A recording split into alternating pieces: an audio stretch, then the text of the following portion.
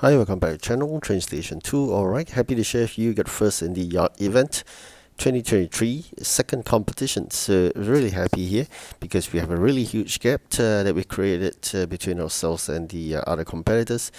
Starting late as usual is relatively important because end of the day when you just start late you are facing less intense competition, and at the same time you must have sufficient EP head start. So I'm going to share with you later on the total EP that I've gathered from these 3 jobs that propel myself all the way up to the first rank. So here we have another few new sets of jobs to be done as usual.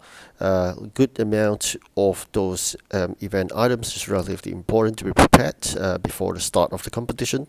So let's check out the ranking chart later on, but now very importantly I'm going to use the Union dollars to upgrade the engines, but that will be necessary because end of the day if you really want to win competitions, it's important to spend Union dollars wisely.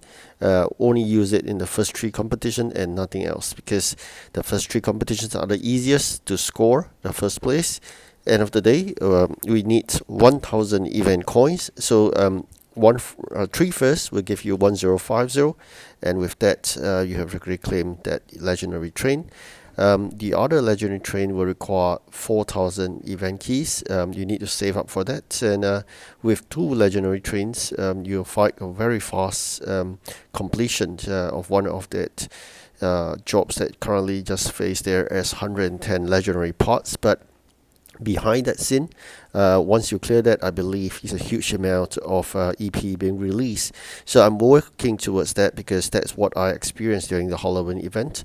So you can only see the 110 parts, but after that I will share more once I open it up, probably at the end of the third competition itself. So for now, as I said, sharing you the total EPs is 165. That propels myself up all the way to the first, and of course a lot of preparation need to be done as usual. End of the day, there's a requirement of a collection of coins as well every 4 hourly, because you really need to upgrade all your event trains to the fullest so they can fulfill those jobs that require event trains. Alright, so after a good number of play, we have created a 200 EP gap, and end of the day when I end this video, I think I created a 500 or 600 EP gap. So that is really comfortable win, and more importantly we're going to prepare for the next one as well, the third competition, which is the final one. Hopefully we get another first, and we should be able to claim the legendaries. And as for the event keys, at the end of this video I would have saved about 3000 event keys. That's required another 1000, but that being said, end of the day when we go and do more and more jobs, you realize the EP and the event keys doesn't match itself, because the event keys will be dropping even though you get 30 EP, but the trained event keys will be more like 15 or 25 at max. So eventually you dropped, the worst of I recall was 5. So that's how bad it is in terms of returns. Progression wise, we are at 894, 5 more levels to go before we hit 899, and that's the final. Alright, so 1 day, 12 hours left, and we have created about 300 to 400 EP gaps. So I said that's relatively important. Starting in the late competition, because it's very obvious the competitors are not true gem spenders, and I said collecting of gold is important as well. This is something that you really got to diligently do every 4 hourly, so that you can build up a pool of gold, and from the 4th competition onwards I'll stop doing 3 things. 1, I will not spend any gems. 2, I will not spend any Union dollars, and 3, I will not spend a single gold coin, because end of the day you are saving up for the next competition, not the mini ones but the long competition like this one. So Union dollars, you're going to work a lot of union jobs to save up, and that will work towards your innovation center to increase the capacity of the trains. Then of course the goal, as mentioned earlier, collect every 4 hourly whenever possible.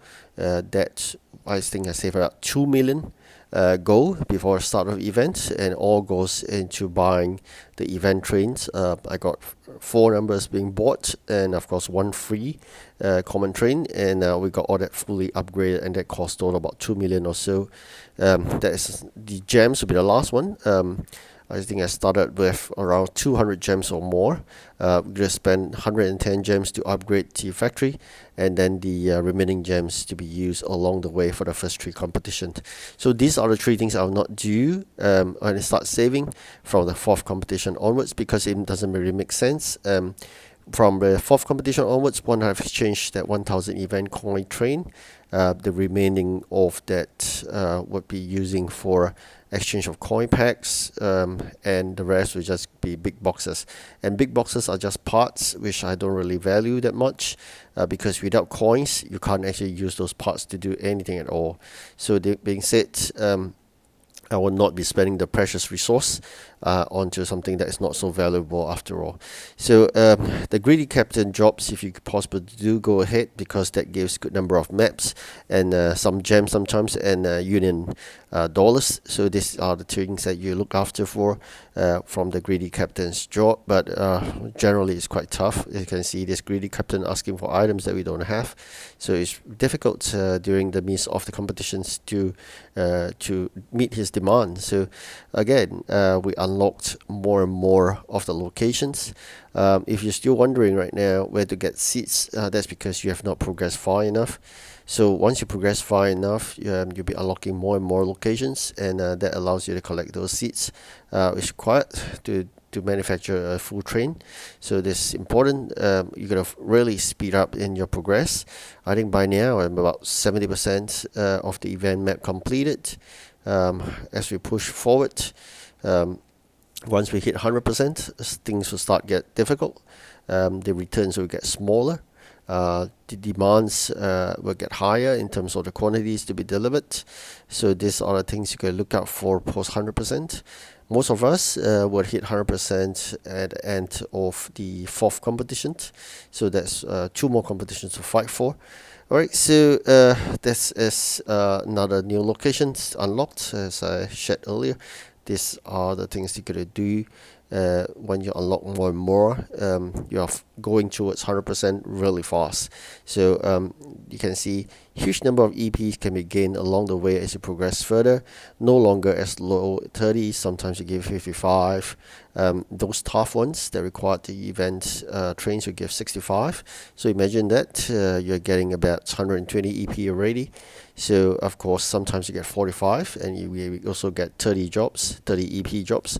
So these are the things you got to see how things work out, because even those 30 EP jobs, you require a huge amount of quantities. It's just that it allows easier in terms of the train types. So that's being said, if you have a high capacity train, that's perfect, because there'll be 80 capacity trains doing wonders for you when they send those deliveries.